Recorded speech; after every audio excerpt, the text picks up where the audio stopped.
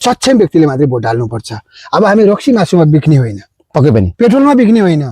जसले रक्सी मासु र पेट्रोल वितरण गर्छ लिनुहोस्, तर भोट सक्षम व्यक्तिले हाल्नुहोस् र यो व्यक्तिले भोलि हामीले दिएको भोटको सदुपयोग गर्न सकिस्। म त भन्छु रक्सी र मासु पनि नखानुस्, रक्सी र मासु पनि नखानुस्।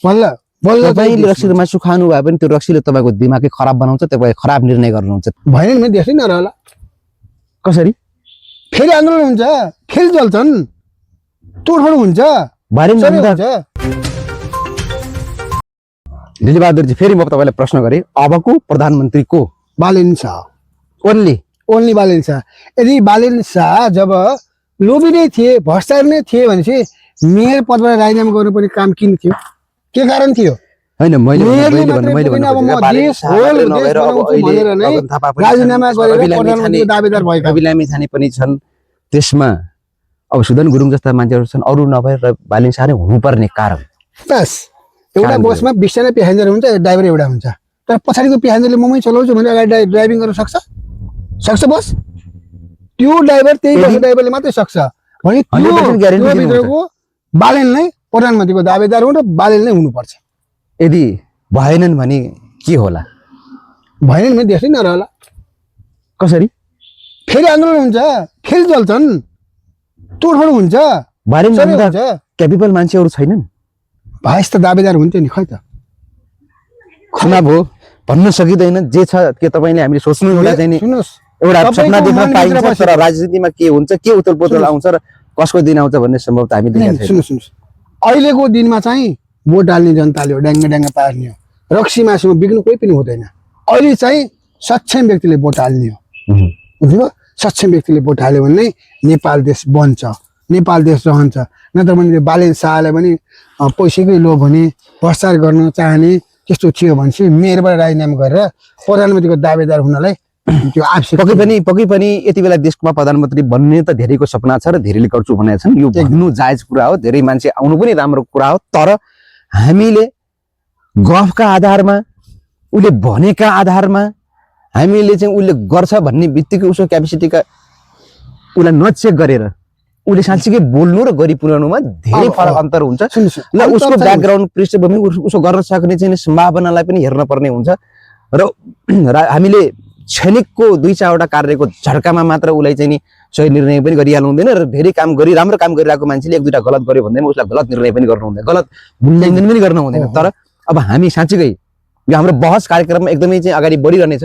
हामी विविध विषयमा देशकै चिन्ता गर्न आउनेछौँ। हामी यति बहस किन चलाइरहेका छौँ त भन्दाखेरि यो यहाँ मात्रै होइन, तपाईँको घर घरमा यो बहस चलाउनुहोस्। तपाईँको गाउँमा हुने स्थानीय नेताहरू सबैभन्दा ठुलो कुरा देश बनाउने भनेको बालेन प्रचण्ड केपीले होइन।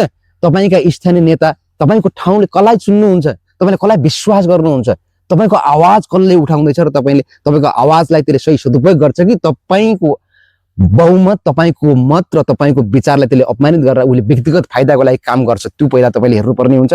एउटा टाउको मात्रै गतिलो भएर संयन्त्र गतिलो हुँदैन, किनभने तलदेखि माथिसम्म सेयर भएपछि हामीले सोचेको देश बन्छ, हामीले सोचेको संरचना बन्छ, हामीले सोचेको जस्तो बन्छ। नत्र भने फेरि अर्को लडाइँ मात्र हो। फेरि यहाँ उसले म यदि म भन्नेहरू एक हुन नसक्दा यी म भन्नेहरू जनताले जसप्रति आशा गरेका छन् तिनी मान्छे एक भएनन् भने फेरि यो द्वन्द्व अझ पनि भड्किएर जान्छ भन्ने मलाई लाग्छ। तपाईलाई लाग्छ एक हुनुपर्छ? एक हुनुपर्छ, सबै एक हुनुपर्छ। जबकि नेपाली हो हामी, नेपाल देश बनाउनु छ, गाउँघर सबमा विकास निर्माणको आवश्यक छ र हामी विकास प्रेमी हौ भने सबै एकजुट हुनुपर्छ। जब देश बन्छ।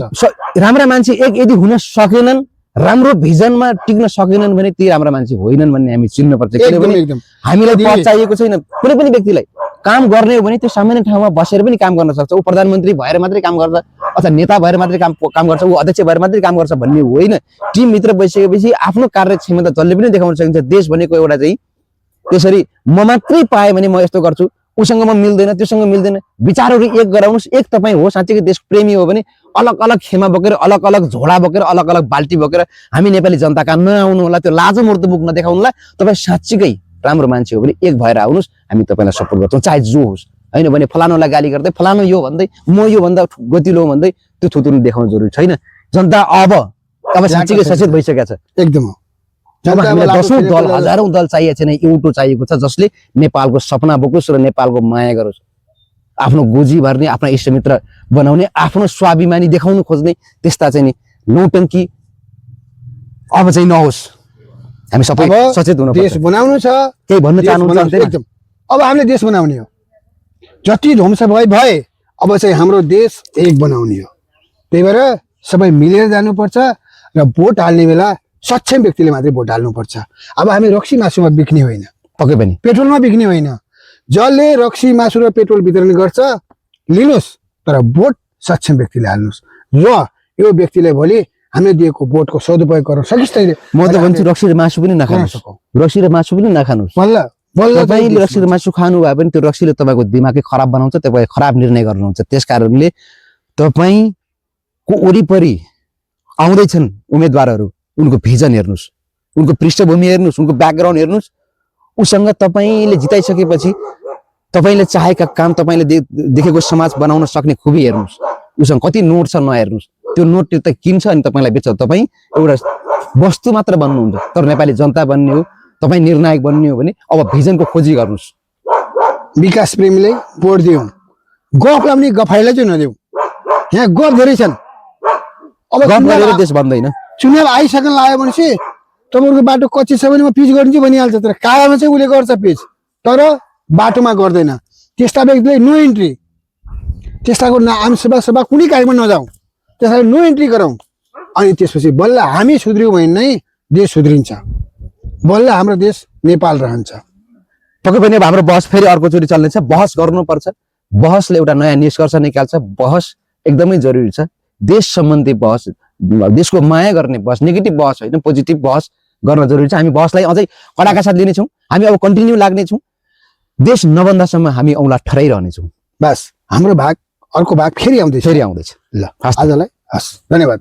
धन्यवाद दिलीबहादुर। हस्।